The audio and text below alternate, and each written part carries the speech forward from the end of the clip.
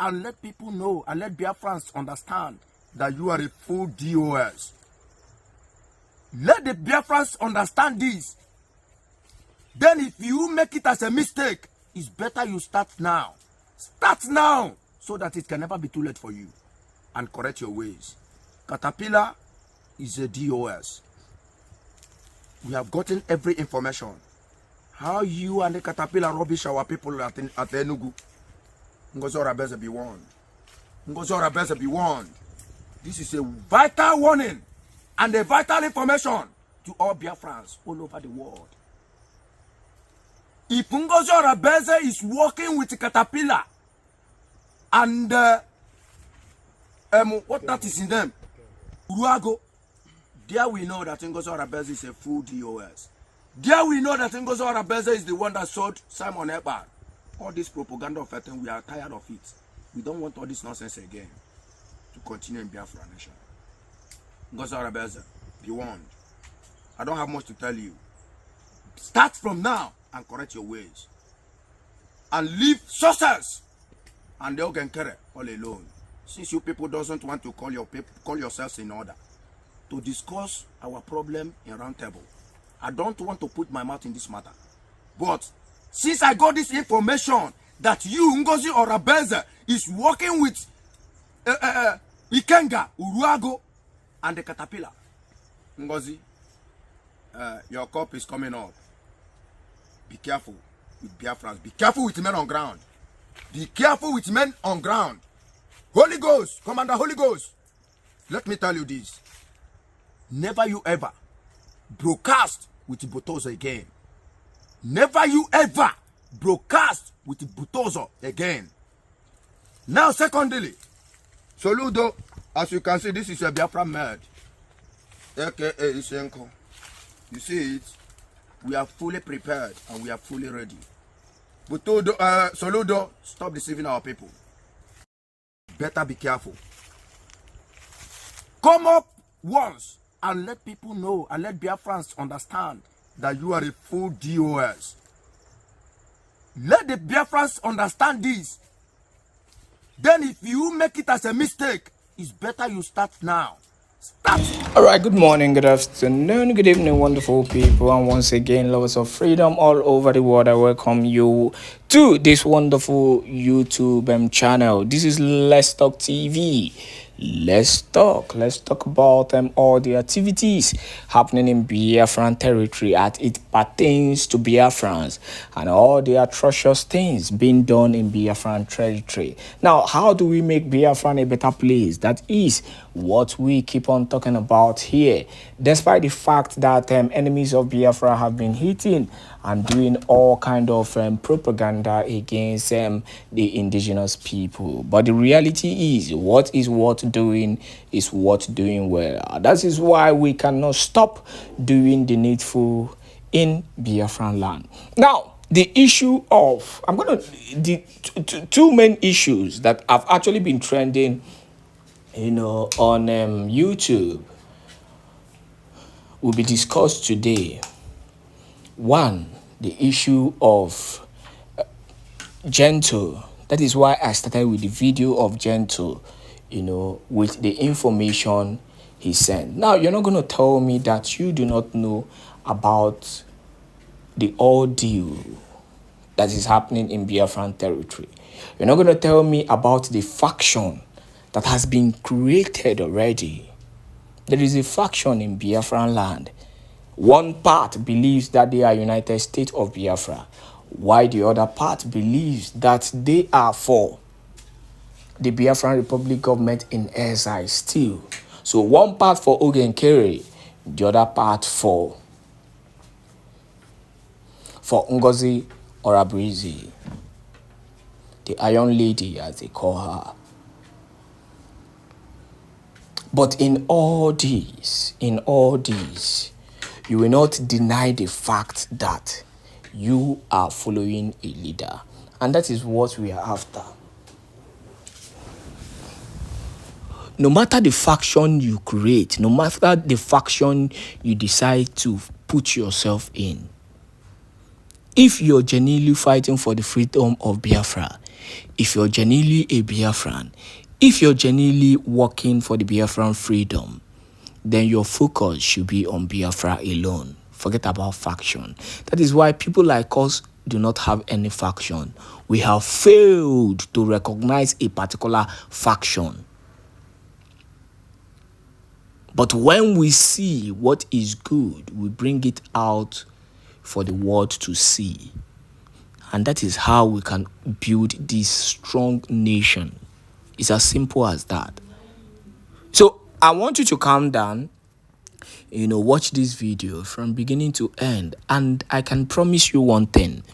Before you finish watching this video, you will understand the need for you to not select a faction.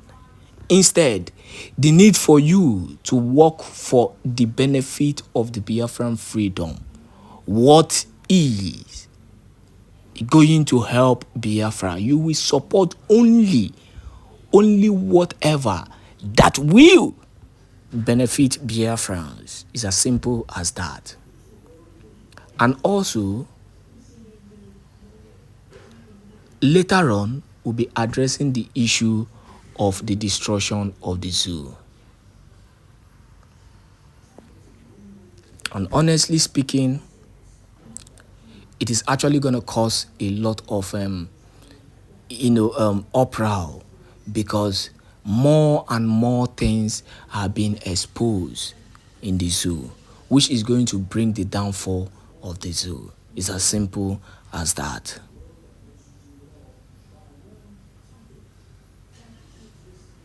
It is as very simple as that. So calm down, relax, and enjoy this wonderful broadcast that will go further, to expose the activities of the zoo. But meanwhile, we have to address the issue that is happening in Biafran land, cabinet alone, before we go into the issue of the zoo being destroyed. Heading to prison as he uses his position to sexually abuse women in the Nigerian Senate. Here are the news in details. Wonderful people of Biafra, lovers of freedom all over the world, you are welcome once again to Biafra Unite channel / television this very moment. Today's date is 28th of February 2025. And I have a very important information and video for every one of you listening to my voice right now from wherever you are all over the world. Dear friends and lovers of freedom, I don't want to talk too much because the video itself is long. So I want you to take your time, sit down and relax. Enjoy this very video. As you are watching it, I want you to meditate and analyze it yourself to see one of the reasons why we, the Biafran people, have sworn to leave the damnable zoological Republic of Animal Kingdom, Nigeria, because of impunity. Aluneme, Senator Abio, if you bag anything less than 12 years imprisonment for this, then the whole world should rise up and start asking very important questions to the Zoological Republic of Animal Kingdom Nigerian government. The time is now. So without further ado, I want you to watch this very video from the very beginning till the end of it. You are going to hear a lot of things and learn a lot of things going on in the Nigerian Senate and of course in the entire, governing body of the Zoological Republic of Animal Kingdom, Nigeria. Watch the video and make it go viral. Despite being referred to the Senate Committee on Ethics, Privileges and Public Petitions for Disciplinary Review, Senator Natasha has filed a lawsuit against the President of the Senate, Senator Godswill Akpabio, for alleged defamation. Akpoti raised concerns after her seat was being reassigned following a shuffle triggered by opposition members switching to the majority wing. She resisted relocation, leading to a confrontation and her and the Senate President. In the suit filed before the Federal Capital Territory High Court on 25th of February, the Senate President of the Federal Republic and legislative aides to the Senate President, Ufon Patrick, were listed as second and third defendants. Meanwhile, Citizens Network for Peace and Development and Civil Society Organization CSO has asked Natasha Akpoti, Senator representing Kogi, to redirect her energy to legislative duties. In the statement, Francis Wanner, the Executive Director of CSO, asked the lawmaker to refrain from activities as perceived as distraction to the Senate. Wanner said the Kogi senator should be fighting for poor Nigerians rather than fighting over seat allocation in the chamber. So joining us now on the show is Senator Natasha Akpoti, this is the Award Senator of the Year, member representing Kogi Central of the National Assembly. Let's go to it because there's a lot to talk about, Natasha, and there's a one for time. There's been some allegations, of corruption against you by some northern, youth association. Can you address those allegations? That's number one. Number two, can you tell us how seats are being arranged, in the Senate and what transpired, your take on that? That's number two. And really, I'd like to know, you and Akpabio today, you and Akpabio another time. What is really the matter between you and Akpabio? Because I hear that both families are friends. So I'd like to really know what is going on. Why always you and Senate President Akpabio? Those three questions. Good morning, Rufai. Good morning, Ayo. Good morning, Professor Killer. Thank you so much for having me on your show. And also thank you for awarding me as the Senator of the Year. It's quite unfortunate that after such a long break from me being in the studio, this scenario had to bring me in here. And going straight to your first question, which is the allegations, the petition against me by a certain northern group, which has to do with the conduct of my office as the chair of the local content committee. I would first say that the allegations are baseless, but as they are hampering on my integrity, I am glad to throw some light on it. The first allegation there was on the misappropriation of the funds in the account and withholding the interest, as is said. I would like to say this, that when I resumed as chair, I have the bank statement here.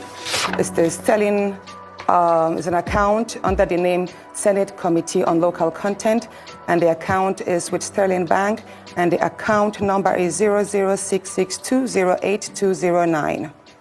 And when I resumed as chair of the committee, the account balance was zero. And then gradually, at the time I handed over to the next chairman, the account had 13,649,335 naira and 4 kobo. And I will say this, the first month after my resumption, the clerk of the committee, whose name is well listed there, probably the lady who is behind this petition, Mrs. Edith Aja, she approached me in January and said, oh, the first month's payment has gotten in. And I was like, what do you mean by that? She told me that every month, every committee in the National Assembly receives 950,000 naira as running or operational costs. And so that I said, okay, what is the money supposed to be used for? She said, it's for logistics, mail dispatches, whenever refreshments for meetings that we have, and all that. I said, okay, so if 950,000 naira has hit the account, we are yet to call for any meeting, so I think leave that money there, or is there a problem? She said, yes, the trend or the norm is that if there is no event or happenstance that utilizes the money, we are supposed to share the money. I said, how do you mean? She said, the money is usually shared. I, as the chairperson, I'll take a part of it. I'll give some to my deputy, and the rest of the money will be shared amongst the staff of the local content committee. And I was like, did you say that is what happens? She said, yes, that is what my predecessor did, and that is what happens in all the committees in the National Assembly. I said, well, you know what? That money, if it's meant to service the operations of the committee, it's not meant to enrich my pockets. It's not meant to enrich the pockets of the staff. I would not want to collect this so-called imprest. So I would advise that you keep that money in the account and we build the money, we use it for whatever it's needed. If we have to buy office equipment, print stationaries, then we use that money. And I promise this, and the bank statement is here. Anyone who has access to it, I have called the account number. You can check. We have gradually built the account. We use there was a time I approved the money last year for the purchase of a printer because it made no sense that we kept on spending so much money printing outside. I was like, you know what, let us have a printer in-house. We bought a printer. We also have printed lots of materials, but basically the money, I never took a kobo out of that in the name of imprest. I never gave my deputy then, who is Senator Ede Dafinone, any imprest. He can verify and attest to that. Neither did I allow any of the staff to take any money because that is taxpayers' money and the money was meant to service the office. Now, the second allegation there is that, oh, but by the way, it would impress you to know that ever since I left office, the money has been withdrawn by the clerk. About 5 million was withdrawn. And 2 days after my removal again, 4.9 million was withdrawn. So as at today, the bank, that account that had 13 million has only 123,000. Now, the second allegation there is that I harassed the clerk, and I called for the CVs of the staff. Now, this is it. I believe in I believe that the committee was set to oversee the operations of all the IOCs and the national industry players, and to also strengthen in-country capacity with regards to the oil and gas sector. So such a committee needs the services of lawyers and auditors because we have to look at a whole lot of accounts and how monies are being spent, monies that are due to strengthen the educational and training sectors, how they are being spent. So one thing again the clerk told me was that we needed to deploy the services of an external consultant. And I told her, I was like, why do we have to deploy the services of an external consultant when we have in-house staff? The Committee on Local Content had about 10 or 11 staff at the time. And I was like, we should be able to do this job ourselves. I am a lawyer. I can do my own part wherever one needs to refer to the Constitution or to the Act as it may. And I believe we should have supporting lawyers, we should have auditors, we should have accountants amongst the staff. So I asked her for the CVs so that I could look, and then amongst them I can write to the clerk of the Senate and say, you know what, can you swap this person because I want to have an effective team to operate. So if that is what they say, harassment, then so be it. And as for the rest, they mentioned I harassed NLNG. Excuse me, please. Natasha, I harassed NLNG. Natasha, for the want of these companies will write and act and defend. For the want of time, the second question I asked is, then what transpired on the Senate floor? Second question, and why is there always a tiff between you and the Senate President? So those are the two. You can put both together. Of course. Why is there always a fight between you and the Senate President? Of course. That was on the sitting arrangements. I think it was a Thursday, last Thursday. I walked to the chambers early before sitting. So I signed the book. Please, can I have some water, please? Where is it? Oh.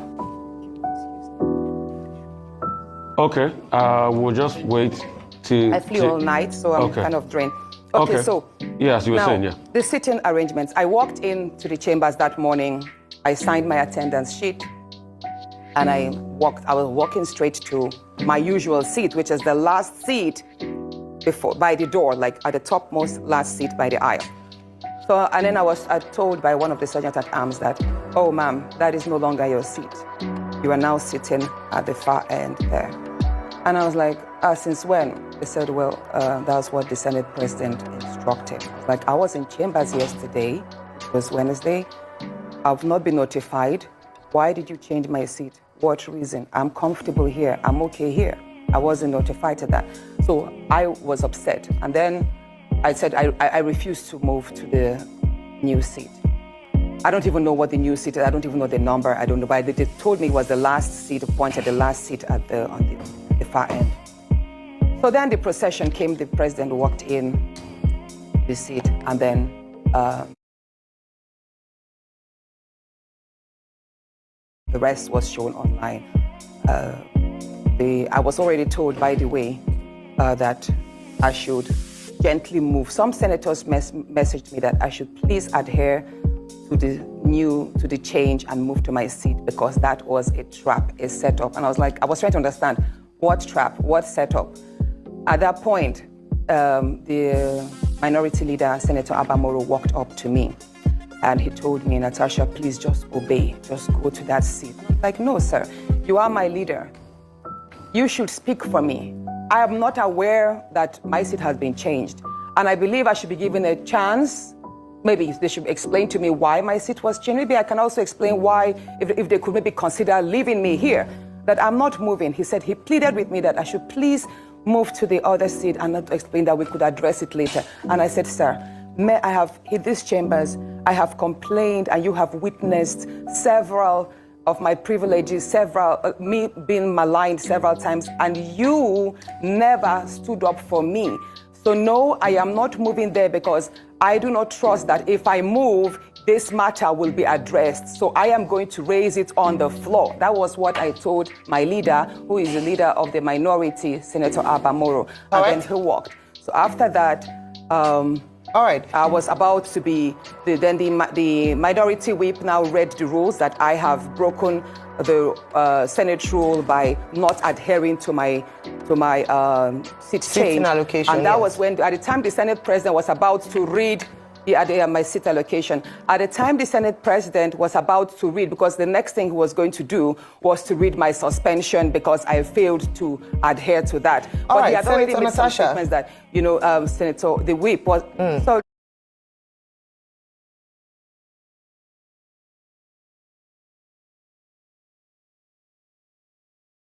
the whip Yes, it's just that we had to manage. Had mentioned Senator that Natasha. Yes, ma'am. I'm so sorry, but we had to manage our time, and part of the question. Okay, so you might. So at that point, I knew I had to read Order 10. Okay. Yeah, I had to read Order 10. Now, what is Order 10? Many people don't understand. So now, Order 10 is is an SOS for every senator who feels their rights and privileges have been breached. So and permit me to quickly read what Order 10 here means.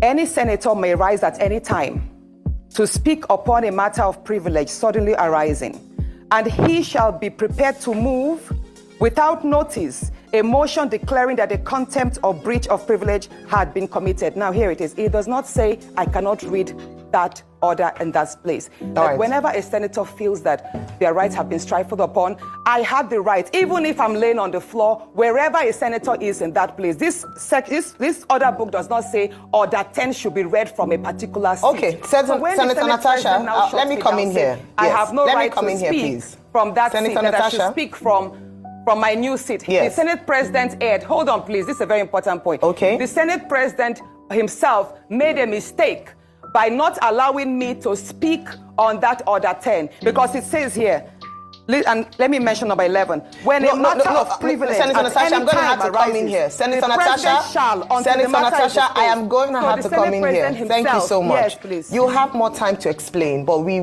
have such limited time and we want to get as much out of this interview as possible. Well, thank you for expressing and opening up your statement. So what I assume from what you said now, because that was the question I was going to ask you, was the Senate Standing Orders, Chapter 362. A senator may only speak from the seat allocated to him, provided that the president of the Senate may change the allocation from time to time. So what you're saying is that Order 10 trumps Order 6.2 in terms of your ability to speak. But you can respond to that after I ask this question. Based on that, you made allegations last week Thursday in the chamber saying that you've been maligned. In fact, you said to the Senate president on the floor, in the chambers, that you are not afraid of him.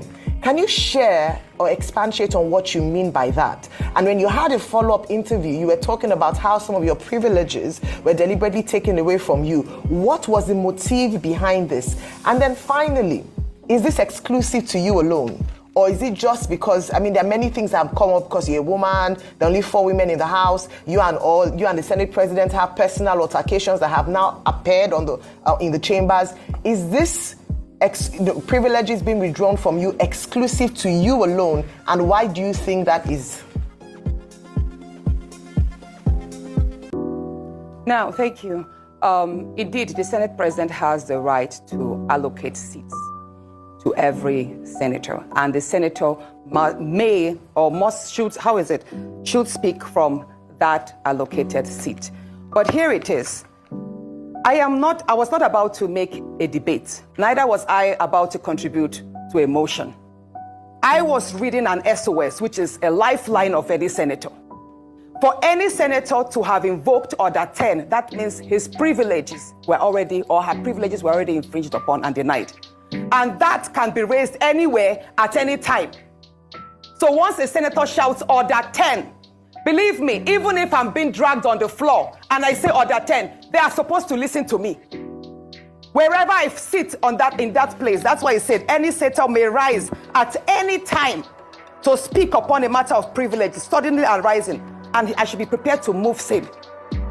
So in this part, the Senate President, once I raised Order 10, he ought to have allowed me to speak. And then he could have maybe taken his own discretion to overrule it or move that complaint to the Ethics and Privileges Committee. But the Senate President failed to do that. Instead, he ordered that the Sergeant at Arms should move me out of the chambers and prepare for my suspension. Okay, next question. Now, you're talking about my outburst. Yes, I did mention. I did mention that my rights in the Senate there, I have been dehumanized, I have been maligned and all what. And that outburst, I believe that the seat change was just the straw that broke the camel's back. A lot has been going on. And you asked, I'm just going again, trying to mix up the question. Yes, that's fine. Mix with this so I asked you, you made a statement that you've been maligned, you are not afraid of the Senate President, and that I asked if this was exclusive to you alone or if this is a particular trend. Yeah, that outburst, that's what I'm about to explain that. Yes. Yes, so many people do not know what I'm about to say, but I'm going to speak my own truth. And the Senate President is allowed to counter that. It all started on the 8th of December, 2023, which was a day before his birthday and my birthday. We are birthday mates. We were all in Akwa Ibom because he had a big fanfare in the stadium. Myself, my husband, and a few of his close friends, we went to Akwa Ibom. And at first, we were at Ikot Ekpene. We were in his house in the Ikot Ekpene. Then we all moved to his house in Uyo, just about 8 p.m. And he held my hand and said he wanted to show me around his house. My husband was walking behind us, just three of us. We're walking around from room to room. He showed me the beautiful interior. This was done by this, by that, this designer here, he bought this from us. Like, oh, it's beautiful.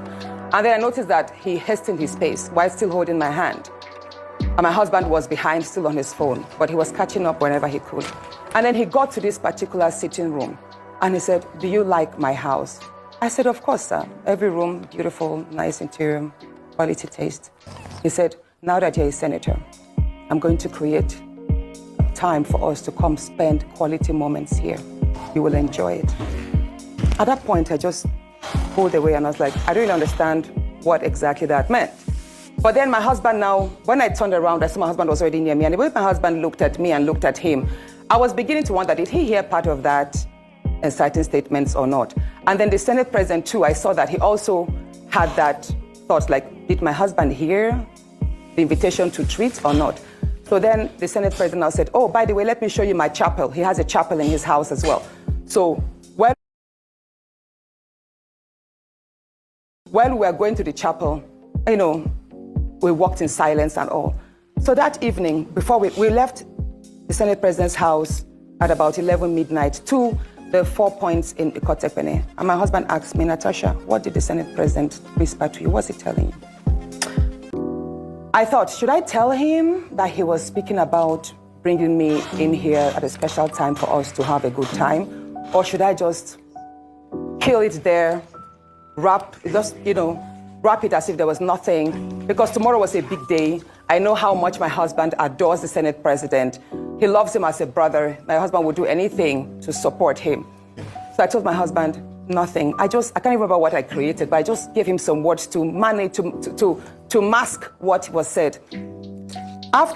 When we laid in bed, I lay to my right and my husband wrapped his arms around me and he said, My love, you know you can't tell me anything. What did the Senate president tell you? Again, I was like, don't you believe me? I said, nothing. Nothing. Moreover, it's my birthday in a few minutes. Let's just be happy. Then my husband told me he doesn't want to see me travel out of the country alone, and I should not go to the Senate president's house because he has a guest house where many senators do go there, you know, after office to like get approvals and all that. So I told him, okay, no problems. That